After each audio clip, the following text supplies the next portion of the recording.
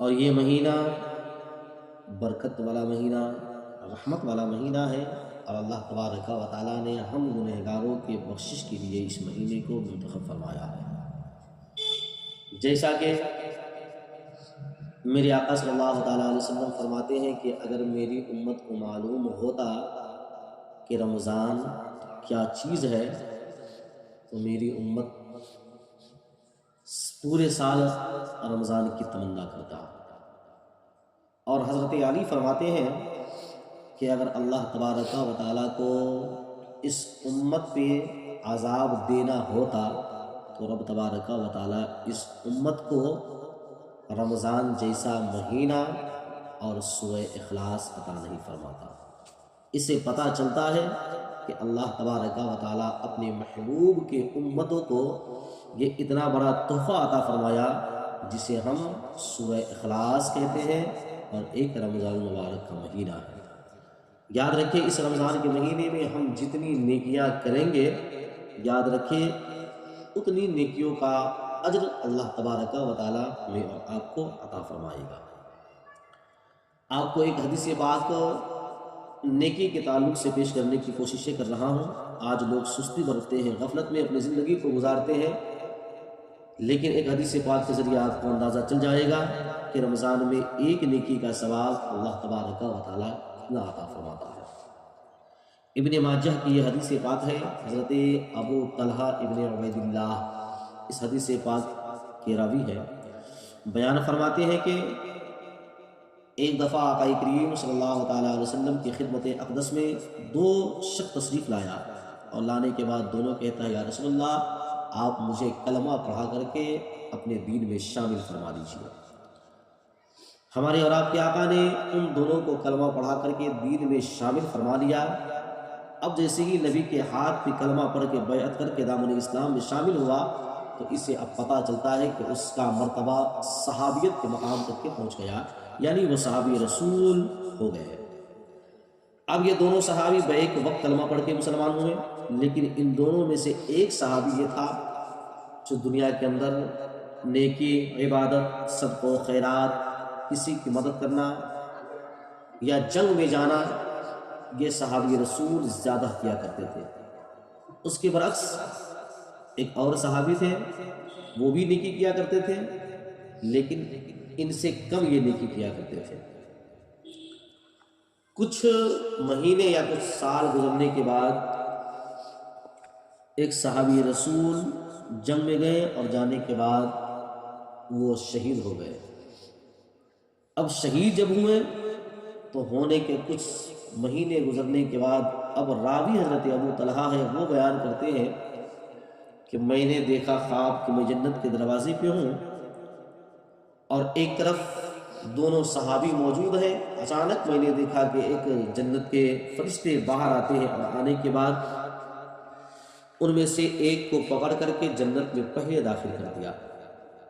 اس کے بعد پھر دوسری مرتبہ آیا اور دوسرے کو بعد میں جنت میں داخل کیا۔ ابو طلحہ کہتے ہیں کہ میں دیکھتا رہا، اس فرشتے نے کہا کہ جاؤ تمہاری زندگی ابھی بہت ہے، تم جا کے اپنی زندگی کو گزارو، جب تیرا وقت آئے گا تو پھر تمہیں بھی اسی طرح جنت میں داخل کیا جائے گا۔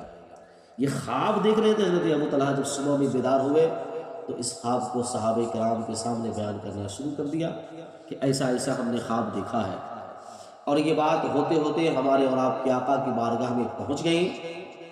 نبی کی بارگاہ میں پھر حضرت ابو طلحہ پہنچتے ہیں اور کہتے ہیں یا رسول اللہ ہم نے اس انداز سے خواب دیکھا ہے، آپ اس کی حقیقت بیان کر دیں۔ اب حضرت ابو طلحہ کہتے ہیں یا رسول اللہ جو وہ دو صحابی کلمہ پڑھ کر کے جو مسلمان ایک وقت ہوئے تھے یا رسول اللہ، ان میں سے ایک زیادہ نیکی بھی کیا کرتا تھا، عمل بھی زیادہ کیا کرتا تھا، اور حد تو یہ ہے کہ وہ جنگ میں شہید بھی ہوئے، شہادت کا مقام بھی اسے ملا، لیکن میں نے کیا دیکھا کہ اس صحابی کو جنت میں بعد میں داخل کیا جا رہا ہے، اور اس کے برعکس جو ایک اور صحابی اس کے ساتھ جو ایمان لائے تھے وہ نیکی بھی کم کیا کرتے تھے، عبادت بھی کم کیا کرتے تھے، اور وہ کسی جنگ میں شہید بھی نہیں ہوئے، بلکہ 1 سال کے بعد ان کا انتقال ہوا۔ تو یا رسول اللہ میں نے دیکھا کہ 1 سال کے بعد جس کا انتقال ہوا اسے پہلے جنت میں داخل کیا گیا، اور جو شہید ہوا جس کا زیادہ عبادت تھا اس کو بعد میں جنت میں داخل کیا گیا؟ آخر اس کی وجہ کیا ہے؟ جب آقا کریم صلی اللہ تعالیٰ علیہ وسلم کے سامنے حضرت ابو طلحہ نے اپنے خواب کی حقیقت کو رکھنے کے بعد نبی مسکرائے، اور مسکرانے کے بعد کہتے او ابو طلحہ یہ حق ہے، یہ سب سچ ہے، اچھا یہ بتاؤ کہ جس کو پہلے جنت ملا وہ دنیا میں نیکی کم کیا کرتا تھا، عبادت بھی کم کیا کرتا تھا، جو شہید ہوئے ہیں اس صحابی کے مقابلے میں؟ ابو طلحہ نے کہا ہاں یا رسول اللہ۔ اب نبی فرماتے ہیں کہ اس صحابی کے شہید ہونے کے بعد یہ صحابی 1 سال اپنی زندگی کو گزارا، اور اس 1 سال میں کیا وہ رمضان کا مہینہ پایا؟ کہتے ہیں ہاں یا رسول اللہ، وہ رمضان کا مہینہ پایا۔ نبی فرماتے ہیں کہ جب وہ رمضان کا مہینہ پایا، کیا رمضان میں اس نے روزہ رکھا؟ صحابی کہتے ہیں ہاں یا رسول اللہ، روزہ رکھا ہوگا۔ اس نے عبادتیں کی ہوگی؟ ہاں عبادتیں کی ہوگی۔ تراویح پڑھی ہوگی؟ ہاں پڑھی ہوگی۔ نبی فرماتے ہیں کہ 1 سال بعد جب اس کا انتقال ہوا، اس نے رمضان کے مہینہ پایا اور رمضان میں روزہ رکھا، عبادتیں کیا، دیگر اعمال بھی کیا۔ اسی وجہ سے اللہ تبارک و تعالیٰ نے 1 سال بعد انتقال ہونے والے صحابی کو پہلے جنت میں داخل کیا، اور جو شہید ہو گیا تھا اسے بعد میں جنت میں داخل کیا۔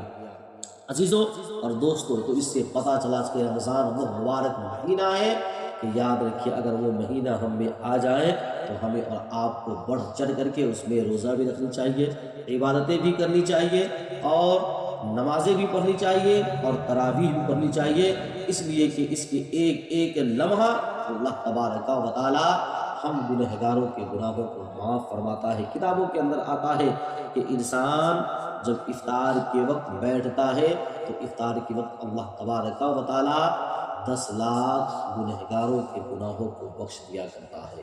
عزیزان ملت اسلامیہ، یہ وہ مبارک مہینہ ہے، اس مہینے میں ہمیں اور آپ کو عبادتیں کرنی چاہیے، اس لیے کہ ایک رحمت کا عشرہ ہے، اور دوسرا مغفرت کا عشرہ ہے، اور تیسرا نجات کا عشرہ ہے۔